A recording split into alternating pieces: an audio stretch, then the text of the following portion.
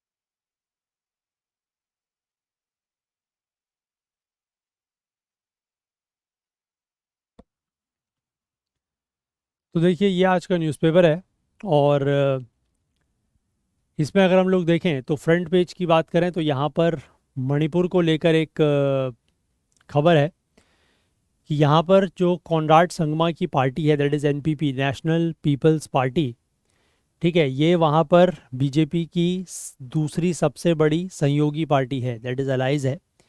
इसने अपना सपोर्ट जो है वो एनडीए सरकार से वापस ले लिया है और इनका यही कहना है कि जो बीजेपी या एनडीए की जो सरकार है that is fail to resolve the crisis, कि यहाँ की जो समस्या है जो लगभग पिछले 1.5 साल से चल रही है उसको ये रिजॉल्व नहीं कर पाए हैं और कई सारे जो निर्दोष लोग हैं, जो इनोसेंट लोग हैं, उनकी जानें यहाँ पर गई हैं। तो इस वजह से ये बीजेपी से खुश नहीं है और इन्होंने सरकार से अपना समर्थन जो है वो वापस ले लिया है।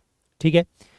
तो एज सच कोई बहुत खास यहाँ पर नहीं है। हाँ, हालांकि मणिपुर में जो अभी कुछ दिनों पहले आफ्सपा लगाया गया जिसके जिक्र मैंने किया था, उसको लेकर एक आर्टिकल एक्सप्लेन पेज पे है, वो हम लोग थोड़ा सा देखेंगे।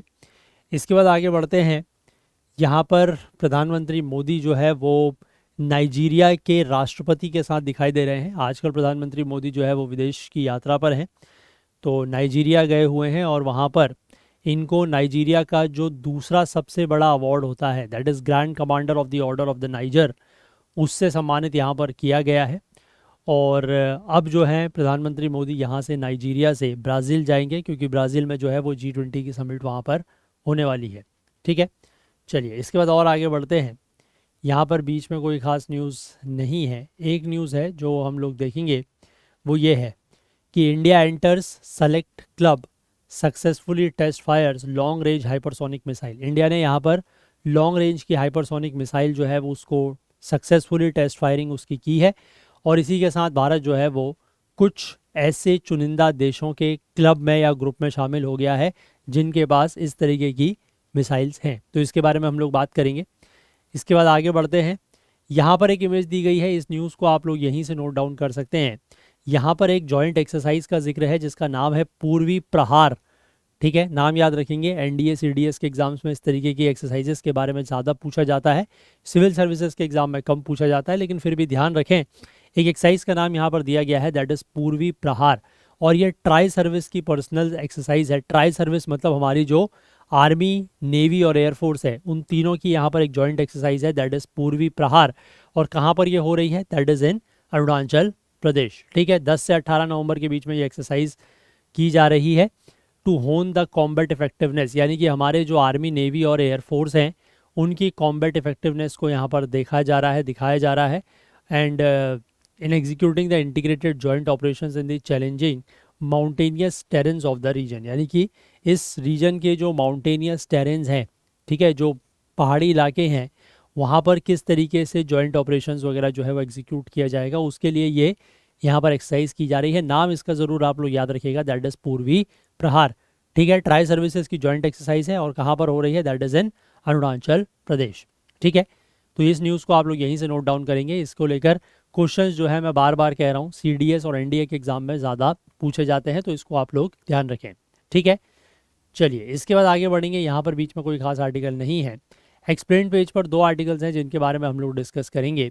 ये अभी हमने कुछ दिनों पहले भी इसका जिक्र किया था, लेकिन यहाँ पर थोड़ा सा कुछ और इम्पॉर्टेंट इन्फॉर्मेशन दी गई है। यहाँ पर लिखा है कि why CO2 has contributed the most to global warming. ठीक है, जो ग्लोबल वार्मिंग है उसमें CO2 का कंट्रीब्यूशन जो है वो सबसे ज़्यादा क्यों है, तो इसके बारे में बात करेंगे। और मणिपुर की जो इम्फाल वैली है, जो इम्फाल घाटी है, वहाँ पर एप्सपा लगाया गया है दोबारा से। ठीक है, रीइम्पोज किया गया है कुछ पुलिस स्टेशंस में, जिसका जिक्र मैंने आपको ब्रीफ में 1-2 दिन पहले किया था, तो उसके बारे में यहाँ पर हम लोग बात करेंगे। ठीक है, तो 2 आर्टिकल ये हैं, एक वो जो टेस्ट फायरिंग की गई है लॉन्ग रेंज हाइपरसोनिक मिसाइल की वो है। और अगर आपको याद हो तो हम लोगों ने सैटरडे को सेशन नहीं लिया था क्योंकि उस दिन कुछ ज़्यादा आर्टिकल्स नहीं थे, सिर्फ एक आर्टिकल था जो हमें डिस्कस करना था, उसको भी हम लोग आज के सेशन में इंक्लूड करेंगे। ठीक है, तो ये हमारे आज के बेसिकली 4 आर्टिकल्स रहेंगे जिनके ऊपर हम लोग डिस्कस करेंगे। लेकिन वहाँ पर जाने से पहले मैं आप लोगों को एक बार ये बता दूं कि आप में से जो भी लोग यूपीएससी 2025 जो 26 मई को जिसका प्रीलिम्स होने वाला है, अगर आप लोग उसकी तैयारी कर रहे हैं तो आप लोगों के पास अपनी तैयारी को एसेस करने के लिए कि आप किस रास्ते पर चल रहे हैं और जो आप पढ़ रहे हैं क्या वो आप सही तरीके से क्वेश्चंस में अटेम्प्ट कर पा रहे हैं सही तरीके से या नहीं, उसको देखने के लिए, उसको चेक करने के लिए आप लोगों के पास इस तरीके की एक टेस्ट सीरीज़ जो है वो डेफिनेटली होनी चाहिए, जिसमें जनरल स्टडीज़ आपको मिल जाते हैं, subject wise test, current affairs के टेस्ट आपको मिल जाते हैं जनवरी 2024 से लेकर अप्रैल 2025, यानी कि कुल मिला के 16 महीने के करंट अफेयर्स के टेस्ट। और CSAT आपको मिल जाता है जिसमें क्वांट, LR और RC यानी कि रीडिंग कॉम्प्रिहेंशन तीनों ही चीज़ें हैं। ओनली 849 रुपीज़ में टोटल 91 टेस्ट के साथ ये चीज़ मिल जाती है। ठीक है, वहीं अगर हम बात करें, अगर आप सिर्फ जनरल स्टडीज़ और करंट अफेयर्स की टेस्ट सीरीज लेना चाहते हैं तो ये आपको 699 रुपीज़ में मिल जाती है। अगर आप सिर्फ जनरल स्टडीज़ के सब्जेक्ट वाइज टेस्ट लेना चाहते हैं तो ओनली अवेलेबल है 449 में। सिर्फ करंट अफेयर्स की टेस्ट सीरीज़ अगर आप चाहते हैं तो आपको 299 में मिल जाएगी। और अगर आप सिर्फ CSAT के 10 फुल लेंथ टेस्ट लेना चाहते हैं तो वो आपको मिल जाएंगे ओनली एट 249 रुपीज़। ये सारी के सारी जितनी भी टेस्ट सीरीज़ मैंने आपको दिखाई हैं ये हमारे ऐप और वेबसाइट पर लिस्टेड हैं, वहाँ से आप इसमें एनरोल कर सकते हैं। और किसी को भी लेकर अगर आपके मन में कोई भी डाउट है, कोई क्वेरी है, तो अगेन यहाँ पर जो ये व्हाट्सएप नंबर आपको दिख रहा है 9150449990, इस नंबर पर आप कांटेक्ट कर सकते हैं और इसके थ्रू आपके जो भी डाउट्स हैं, जो भी क्वेरीज हैं, वी विल रिजॉल्व देम। ठीक है, आई होप क्लियर है बात। चलिए, तो अब हम लोग इन आर्टिकल्स को जो है वो डिटेल में देखते हैं, तो लेट्स स्टार्ट। तो सबसे पहला आर्टिकल जो मैंने आपको बताया था सैटरडे के दिन का पेंडिंग है हमारा, वो ये है।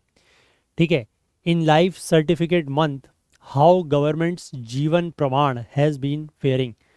ठीक है, बात करेंगे यहाँ पर। देखिए क्या लिखा गया है कि हर नवंबर के महीने में जो रिटायरीज़ हैं, रिटायरीज़ मतलब जो लोग रिटायर हो चुके हैं, चाहे वो सरकार से रिटायर हुए हों, मतलब गवर्नमेंट जॉब से, चाहे वो डिफेंस सर्विसेज से रिटायर हुए हों, रेलवेज से रिटायर हुए हों, पब्लिक सेक्टर अंडरटेकिंग से हुए हों, या फिर कई सारे जो हायर एजुकेशनल इंस्टीट्यूशंस हैं वहाँ से जो भी लोग रिटायर हुए हैं, उनको क्या करना पड़ता है नवंबर के महीने में, अपना एक लाइफ सर्टिफिकेट जो है वो सबमिट करना होता है, ताकि उनको जो हर साल या हर महीने की जो पेंशन मिल रही है वो पेंशन जारी रहे।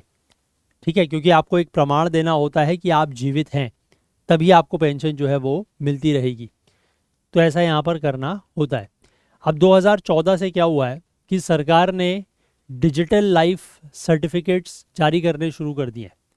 ठीक है, कि लाइफ सर्टिफिकेट्स आप जो अपने देते हैं, जीवन प्रमाण पत्र जो आप देते हैं, उसका डिजिटल फॉर्म यहाँ पर सरकार ने इंट्रोड्यूस कर दिया है 2014 से।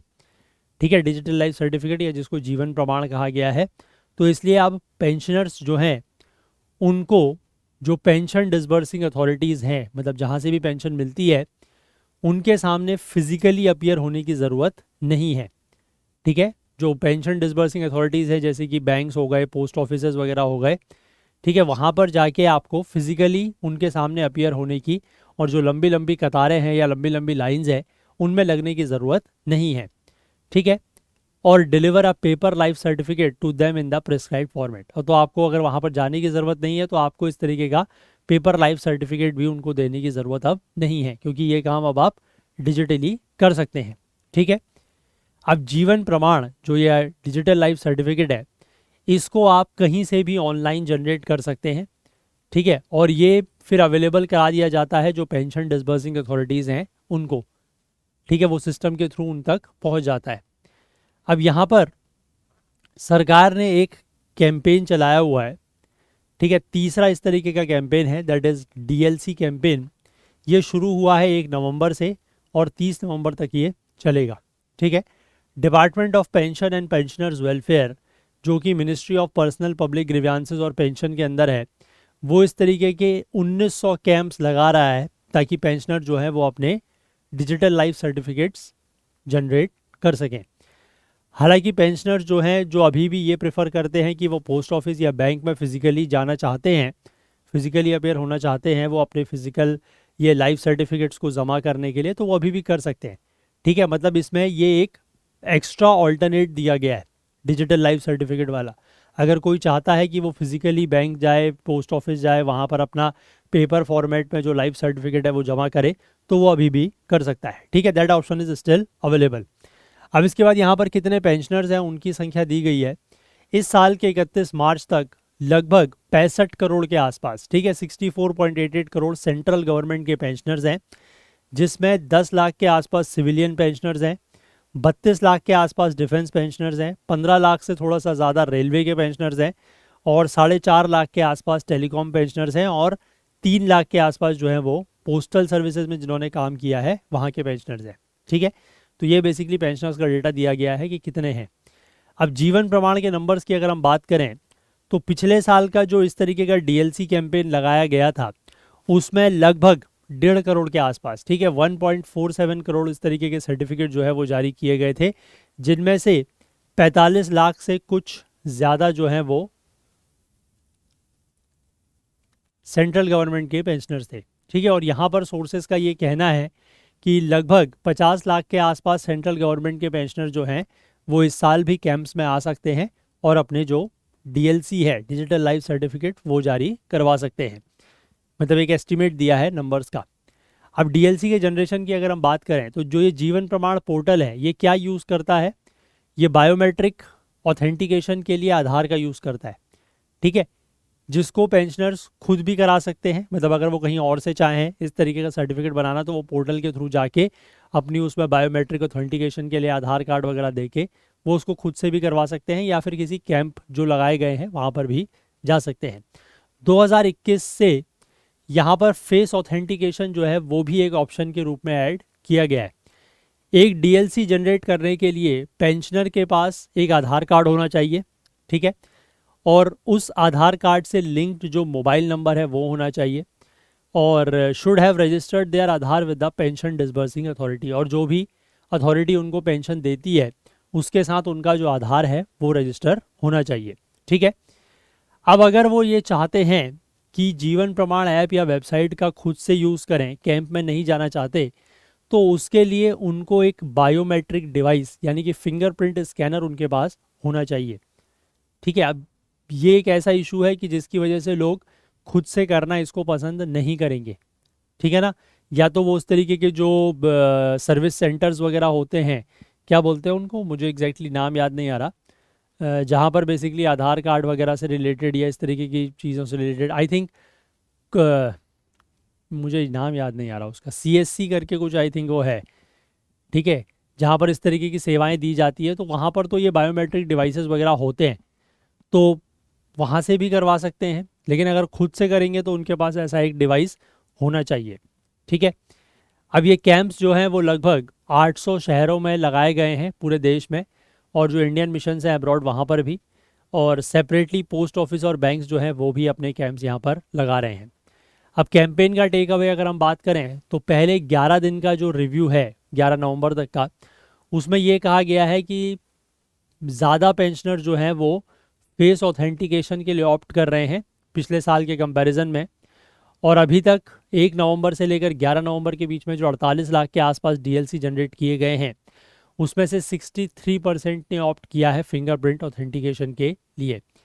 इस कैंपेन का जो पहला हफ्ता है उसमें 37 लाख के आसपास डीएलसी जनरेट किए जा चुके हैं, जिनमें से 45% जो है वो पेंशनर्स की एज है 60 टू 70 ईयर्स, 28% की एज है 70 से 80 साल, और 21% की एज जो है वो 60 साल से कम है। ठीक है। अब लार्जेस्ट नंबर ऑफ डीएलसीज जो है वो अभी तक जनरेट किए गए हैं महाराष्ट्र में, followed by Tamil Nadu, West Bengal, Uttar Pradesh and Karnataka. ठीक है।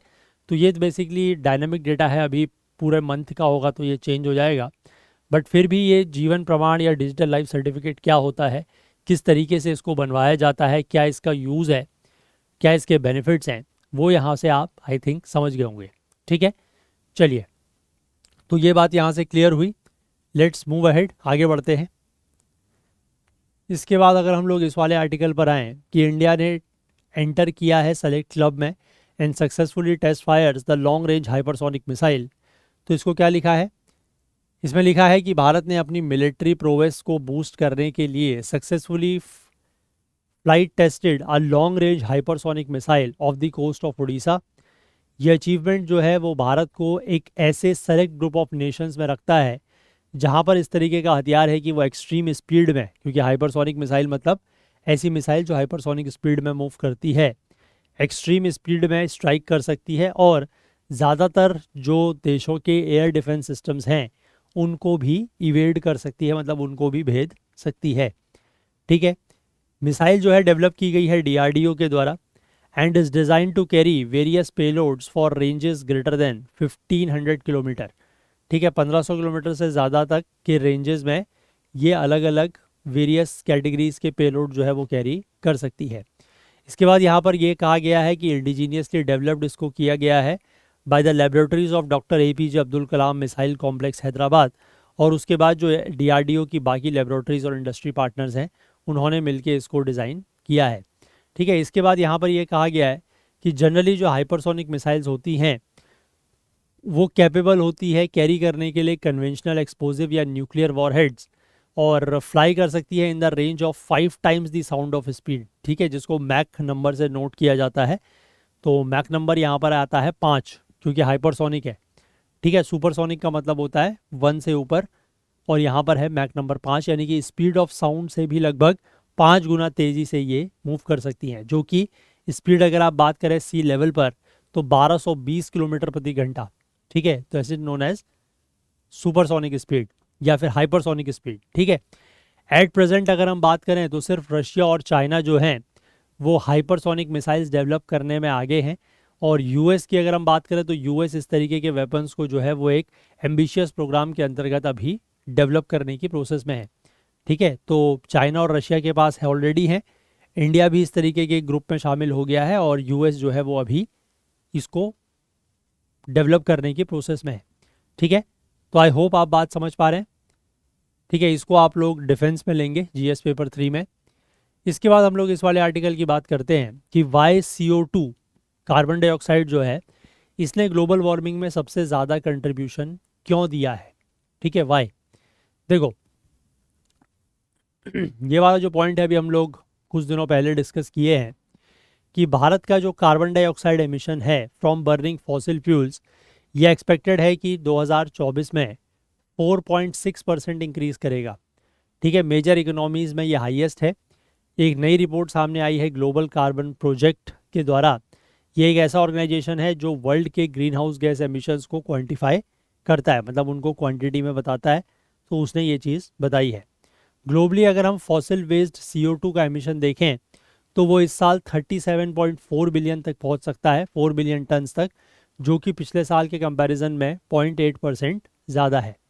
और इस रेट में अगर हम बात करें तो 50% चांस है कि जो ग्लोबल वार्मिंग है वो 1.5 डिग्री सेल्सियस के टेम्परेचर की जो रेंज है उसको एक्सीड कर सकती है कंसिस्टेंटली इन अबाउट 6 ईयर्स।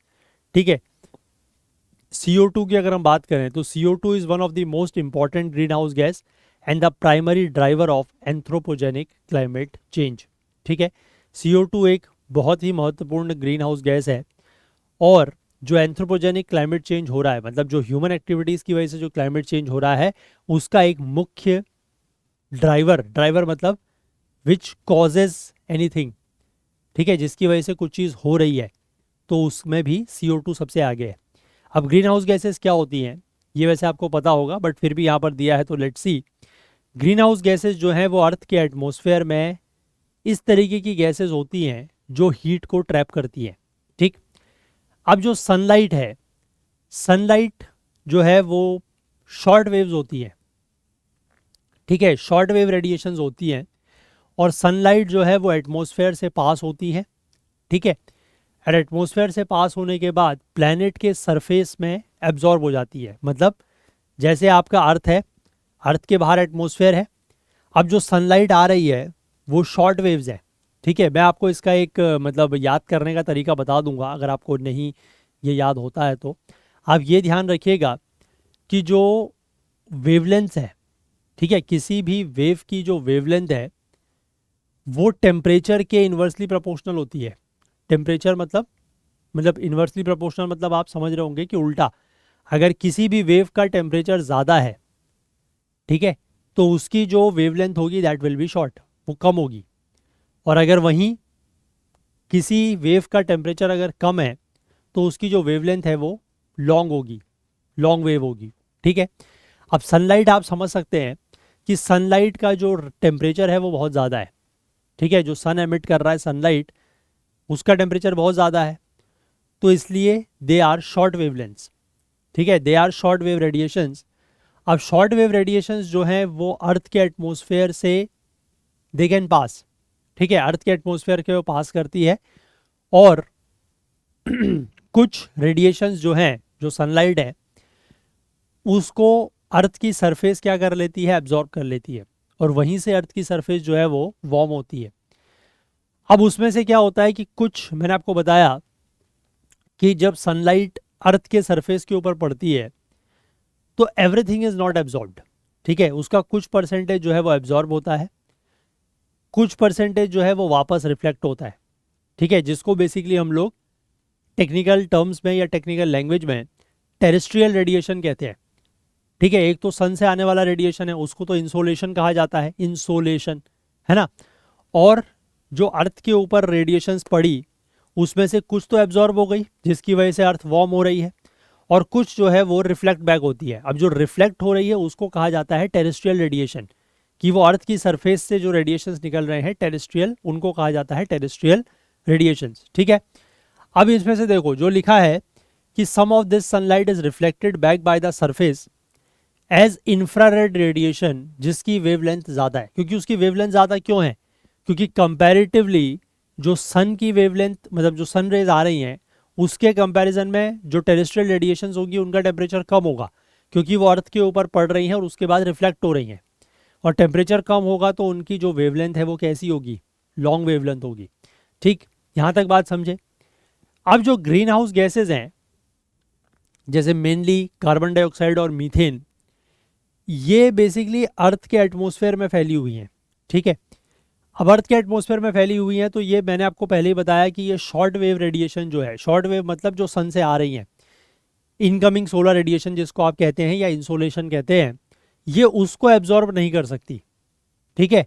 ये उसको एब्जॉर्ब नहीं कर सकती है, लेकिन जो अर्थ से रिफ्लेक्ट हो रही है, ठीक है, जो अर्थ से रिफ्लेक्ट हो रही है इंफ्रारेड रेडिएशंस या टेरेस्ट्रियल रेडिएशंस, उनको ये ट्रैप कर लेती है, ठीक है। आई होप क्लियर है बात कि जो पहले सन से रेडिएशंस आ रही हैं ये उनको ट्रैप नहीं करती है। अगर उनको ट्रैप कर लेगी तो सन की रेडिएशंस हमारे अर्थ पर पहुंच ही नहीं पाएंगी, ठीक है। तो उनको ट्रैप नहीं करती है, वो आ जाते हैं अंदर। लेकिन जो टेरेस्ट्रियल रेडिएशंस है जिनका टेम्परेचर कम है या जो लॉन्गर वेवलेंथ की वेव्स हैं, ये उनको ट्रैप कर लेती है। तो उसकी वजह से क्या होता है कि हीट जो है वो एक तरीके से ट्रैप हो जाती है, ठीक। अब यहाँ पर लिखा है कि ऐसा क्यों होता है, क्योंकि अनलाइक ऑक्सीजन और नाइट्रोजन मॉलिक्यूल्स, CO2 और CH4 के जो मॉलिक्यूल्स हैं वो 3 या 4 एटम से बने हुए हैं, ठीक है। ऑक्सीजन का देखें तो मॉलिक्यूल कितने से एटम से बना हुआ है, 2 से, CO2 है ना। नाइट्रोजन का बात करें तो अगेन N2, लेकिन CO2 और CH4 की अगर हम बात करें तो ये 3 और 4 एटम से बने हुए हैं। तो इससे इनको लार्जर वैरायटी मिल जाती है कि ये स्ट्रेच और बेंड हो सकते हैं, और this means that they can absorb wider range of wavelengths. इसलिए ये wider range of wavelengths including infrared radiation को ये ट्रैप कर सकते हैं, एब्जॉर्ब कर सकते हैं, ठीक है। अब अगर हम सिंपली बात करें तो ग्रीन हाउस गैस जो है वो एक ब्लैंकेट के तौर पर काम करती है जो अर्थ को सराउंड करता है, ठीक है, और इसको कोल्ड ऑफ द स्पेस से बचाता है। अब ये जो प्रोसेस है warming, maintaining a warmer temperature is called the greenhouse gas, green house effect, ठीक है। ये जो वार्मर टेम्परेचर होता है मेंटेन, जो अर्थ से रेडिएशन जाती है उसको ट्रैप कर लिया जाता है, तो ये जो वार्मर टेम्परेचर को मेंटेन करने की प्रोसेस है इसको कहा जाता है ग्रीन हाउस इफेक्ट। अब ग्रीन हाउस गैसेस जैसे कि CO2 है, CH4 है या वाटर वेपर है, water vapour is also greenhouse gas, ठीक है। ये बेसिकली नेचुरली अकर करते हैं and they are boon for the planet, और ये प्लैनेट के लिए, हमारी अर्थ के लिए एक तरीके से वरदान है, ठीक है। क्योंकि अगर ग्रीन हाउस इफेक्ट नहीं होगा तो यहाँ पर टेम्परेचर जो है वो इतना कम हो जाएगा कि यहाँ पर आपको लिक्विड वाटर भी नहीं मिलेगा और किसी फॉर्म ऑफ लाइफ को भी आप यहाँ पर एक्सपेक्ट नहीं कर सकते। तो green house gas, green house effect होना जो है वो ज़रूरी है, ठीक है, अर्थ को इतना वार्म रखने के लिए कि यहाँ पर लाइफ जो है वो सस्टेन कर सके।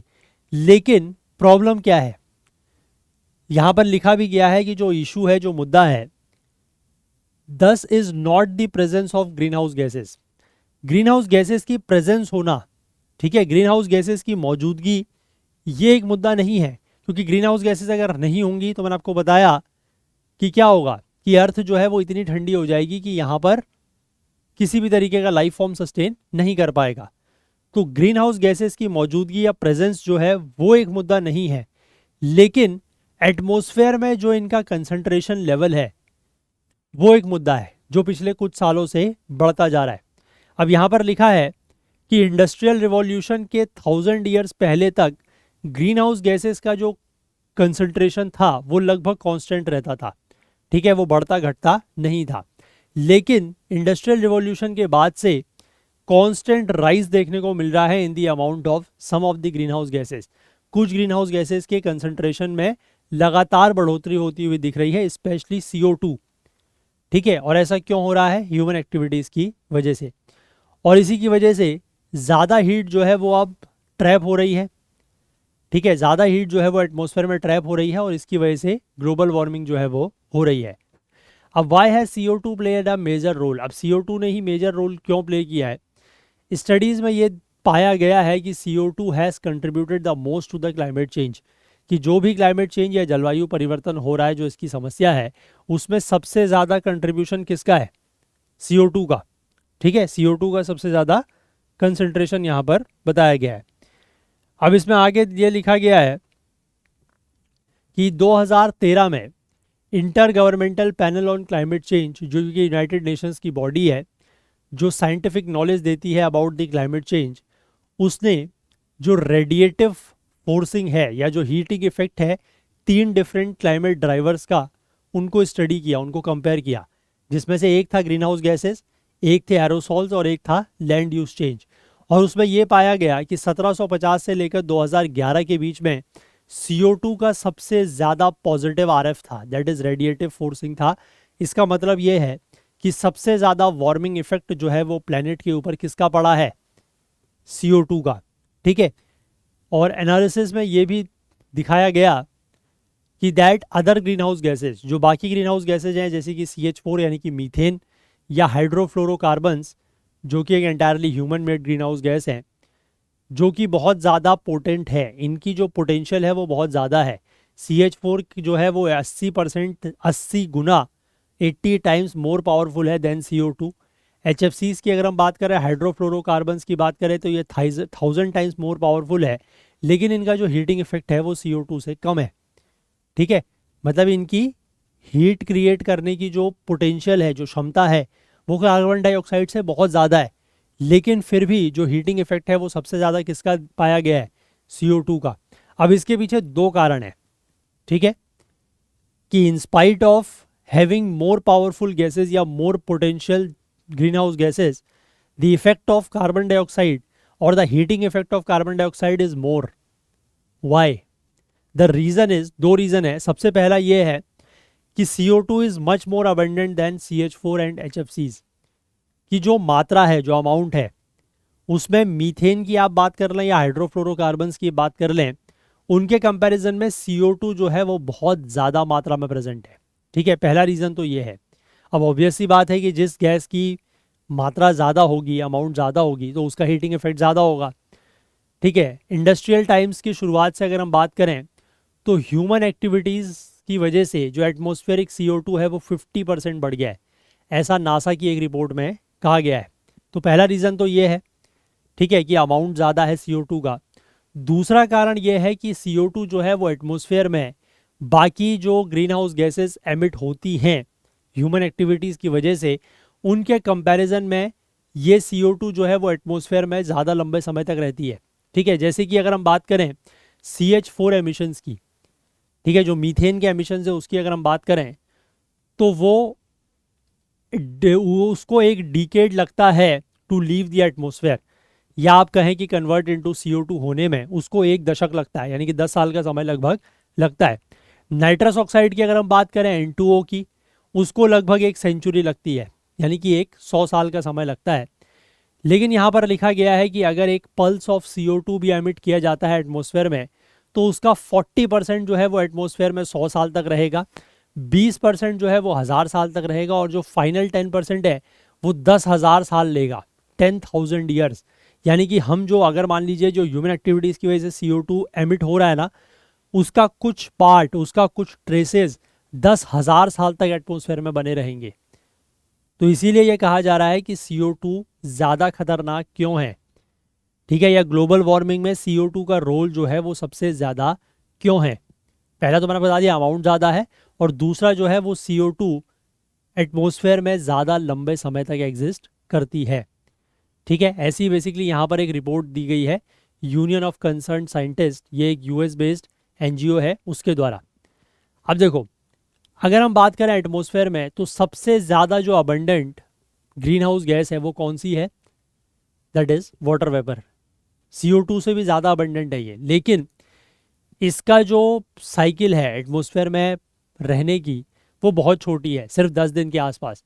इसीलिए ये एटमॉस्फेयर में बिल्डअप नहीं होती जैसा कि CO2 हो जाती है। अदरवाइज अगर इसका जो आप कह सकते हैं टाइम है, अगर वो ज़्यादा होता एटमॉस्फेयर में रहने का, ग्रीन ये इसका वाटर वेपर का, तो ये भी फिर green house gas effect produce करती, या आप कह सकते हैं कि ग्लोबल वार्मिंग में इसका भी रोल होता। बट इसकी जो साइकिल है वो बहुत छोटी है, सिर्फ 10 दिन की है, तो इसलिए ये एटमॉस्फेयर में बिल्डअप नहीं हो पाती जैसा CO2 हो जाती है।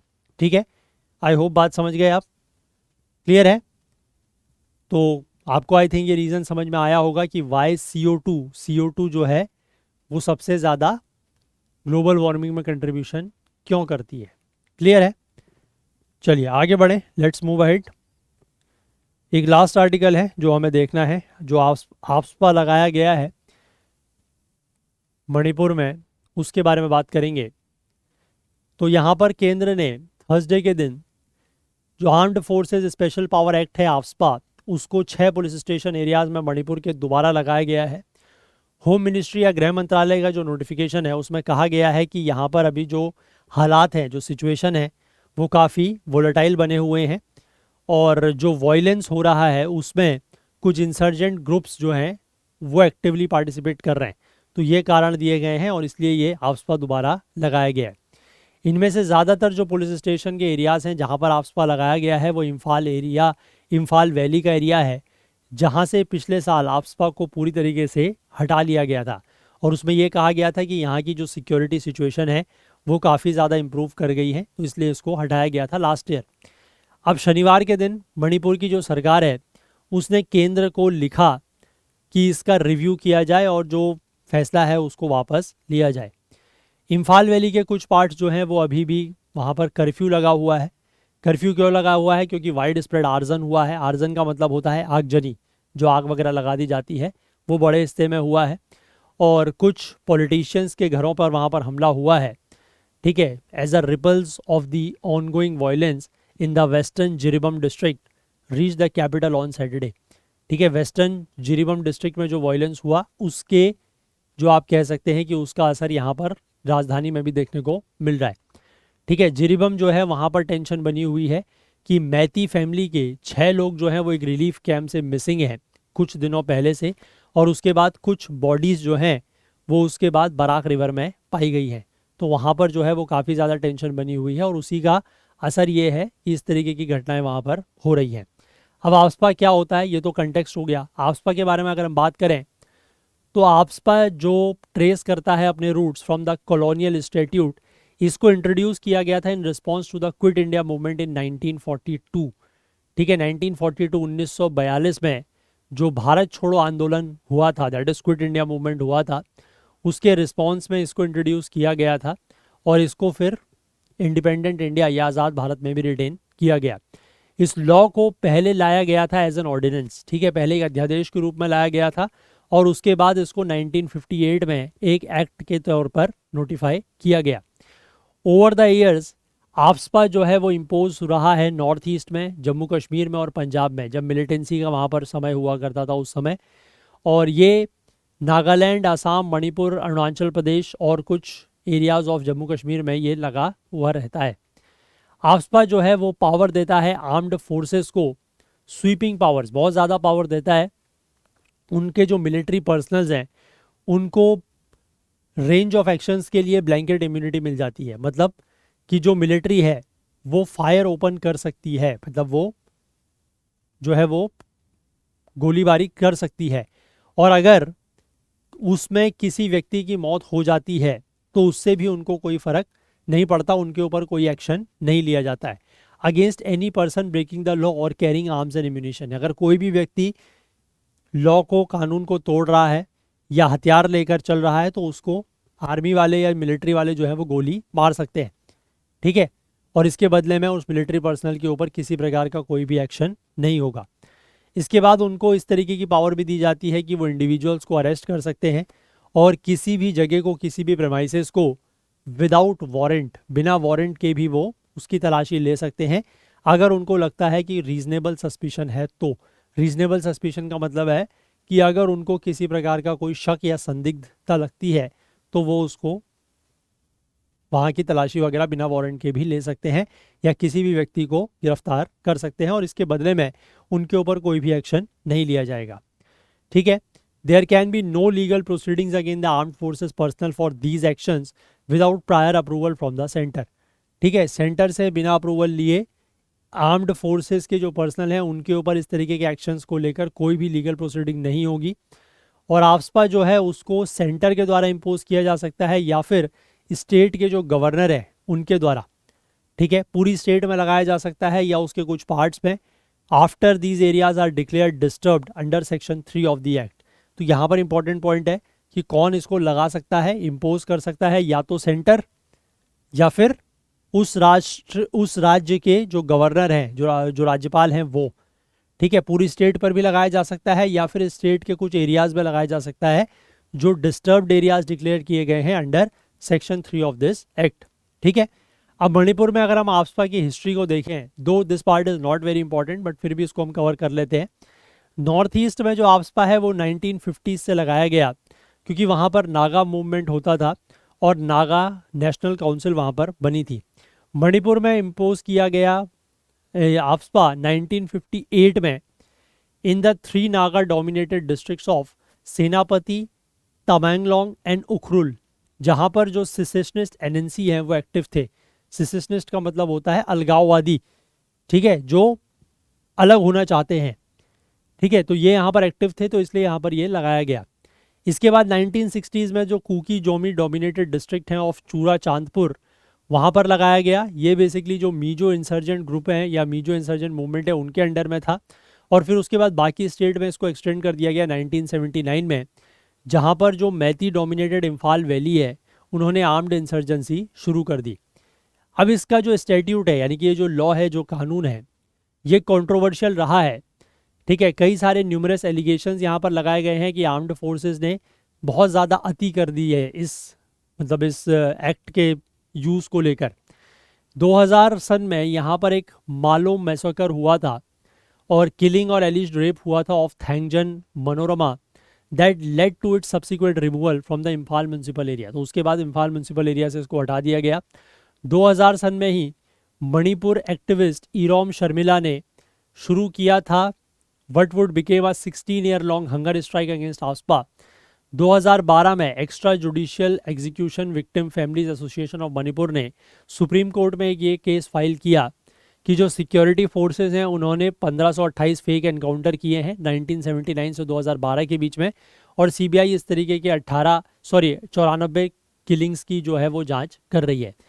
इसके बाद 15 पुलिस स्टेशन से आफ्सपा को हटाया गया था इम्फाल वैली में 2022 में, और जो बाकी 4 थे उनसे भी 2023 में हटा लिया गया था।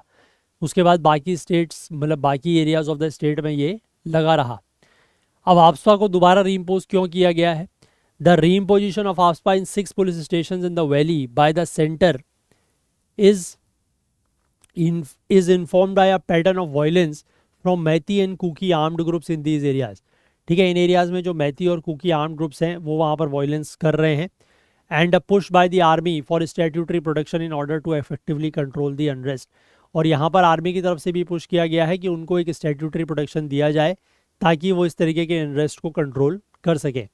ठीक है, जीरीबम को छोड़कर बाकी सारे के सारे जो पुलिस स्टेशन एरियाज़ हैं जहाँ पर आफ्सपा को रीइम्पोज किया गया है, दैट इज़ सेकमाई, लामसेंग, लामलाई, लाइमाखोंग और मोइरांग, ये outer fringes of the valley में है। आउटर फ्रिंजेस मतलब जो बाहर का एरिया होता है वहाँ पर, नेक्स्ट टू द हिल्स। इसके बाद जो इनिशियल बर्स्ट हुआ था वायलेंस का मई 2023 में, और उसके बाद सब्सिक्वेंट विड्रॉल हुआ था of the Kukis to the hills and Meiteis to the valley. ज़्यादातर जो वायलेंस है वो इन फ्रिंज एरियाज़ में ही हुआ है। ठीक है, सीएपीएफ को यानी कि सेंट्रल आर्म्ड पुलिस फोर्सेस को डिप्लॉय करने के बावजूद और इन इंडियन आर्मी के सोल्जर्स को इन बफर जोन्स में डिप्लॉय करने के बावजूद मणिपुर का जो एडमिनिस्ट्रेशन है वो इस तरीके की घटनाओं को या वायलेंस को रोक नहीं पाया था। आर्मी के जो सोर्सेज हैं उनका ये कहना है कि army is reluctant to unleash its full force without statutory protection, कि आर्मी वाले जो है ना वो भी जब तक उनको कोई प्रोटेक्शन नहीं दिया जाता, कि उनके खिलाफ कोई एक्शन नहीं लिया जाएगा, तो वो भी फुल फोर्स जो है वो यूज़ करने को तैयार नहीं है। ठीक है, यहाँ पर एक बेसिकली आर्मी ऑफिसर जो मणिपुर में पोस्टेड है उनका कहना है कि you have to understand that the Manipur administration is currently deeply divided on the ethnic lines, कि मणिपुर का जो प्रशासन है, जो एडमिनिस्ट्रेशन है, वो भी एथनिक लाइन्स में बटा हुआ है। और अगर बोनाफाइड एक्शन लिया भी जाता है तो उसमें भी ऑफिसर्स के खिलाफ, यानी कि अगर कोई अच्छी मंशा से भी अगर कोई जो है वो एक्शन लिया जाता है तो उसमें भी जो है वो ऑफिसर्स के खिलाफ केस हो जाएगा। इसलिए आर्मी के लिए ये बहुत डिफ़िकल्ट है कि वो फुल फ्रीडम से इस तरीके के हालात में, इस तरीके के सर्कमस्टेंसेस में वो फुल फ्रीडम में ऑपरेट कर सके, ये पॉसिबल आर्मी के लिए भी नहीं है। ठीक है, ऐसा यहाँ पर इनका कहना है। अब what effect will AFSPA have, अब आफ्सपा की वजह से क्या इफेक्ट या क्या प्रभाव यहाँ पर पड़ेगा? तो आफ्सपा जो है वो ग्रेटर फ्रीडम तो देता ही है आर्मी को कि वो फोर्स वगैरह का यूज़ कर सकें। ठीक है, लेकिन ये सरकार की जो पॉलिटिकल विल है, ठीक है, जो राजनीतिक इच्छा है, उसके ऊपर डिपेंड करेगा to deal with the fallout of the strong action. ठीक है, कि जो ये स्ट्रॉन्ग एक्शन अगर लिया जाता है और उसका अगर कुछ फॉल आउट होता है, मतलब उसका कुछ अगर आप कह सकते हैं कि सब्सिक्वेंट कोई एक्शन होता है, तो उसके साथ कैसे डील करना है ये डिपेंड करता है गवर्नमेंट की पॉलिटिकल विल के ऊपर। Unlike in most conflict areas, armed forces in Manipur are currently not only fighting militant groups but also a civil society that is armed to the teeth, thanks in no small measure to weapons looted from the police armories।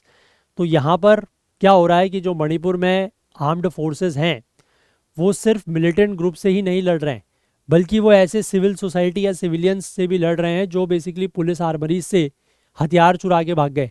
तो वहाँ पर भी जो है वो उनके पास भी हथियार हैं, तो वो भी हथियार का इस्तेमाल कर रहे हैं, तो उनसे भी लड़ना पड़ रहा है। अब government will be very of his history of AFSPA in the north east where alleged excesses by the armed forces like in the early years of Naga insurgency only ended up strengthening insurgent movements. तो सरकार इस बात को लेकर भी जो है वो काफ़ी ज़्यादा मतलब सतर्क रहेगी कि जो आफ्सपा की हिस्ट्री रही है नॉर्थ ईस्ट में, ठीक है, जहाँ पर नागा इंसर्जेंसी के दौरान जो आर्म्ड फोर्सेस हैं उन्होंने एक्सेस पावर्स का या एक्सेस फोर्सेस का यूज़ किया, उसकी वजह से हुआ क्या कि यहाँ पर जो इंसर्जेंट मूवमेंट्स हैं वो बढ़ते चले गए। ठीक है, रादर देन ये चीज़ें ख़त्म होने के बजाय ये चीज़ें बढ़ गई। अब जो ऑनगोइंग एथनिक वायलेंस चल रही है उसने एक मैती मिलिटेंट ग्रुप को सेकेंड वेव यहाँ पर प्रोवाइड की है, such as PLA and the UNLF which had been pushed out of the state in the past decade. ठीक है, तो पहले से ये स्टेट से भगा दिए गए थे, लेकिन अब ये वापस से एक तरीके से वहाँ पर एक्ट करने शुरू कर दिए हैं। अब can tough action by the army lead to an end to the conflict in Manipur. अगर आर्मी कोई टफ एक्शन लेती है तो क्या इससे मणिपुर में जो ये कन्फ्लिक्ट चल रहा है क्या ये ख़त्म हो जाएगा? तो इसको लेकर ये लिखा गया है कि किसी भी कन्फ्लिक्ट में वायलेंस को रिड्यूस करना ये एक प्रीरिक्विजाइट है। ठीक है, ये एक प्री कंडीशन है कि जो लड़ने वाले गुट है, जो फैक्शंस हैं, उनको नेगोशिएटिंग टेबल पे लाया जाए। लेकिन एक ऐसे स्टेट जहाँ पर एथनिक कन्फ्लिक्ट का बहुत लंबा इतिहास रहा है ना, और कंपीटिंग जो पॉलिटिकल डिमांड्स रही हैं उसकी वजह से यहाँ पर और भी बहुत कुछ करने की ज़रूरत है।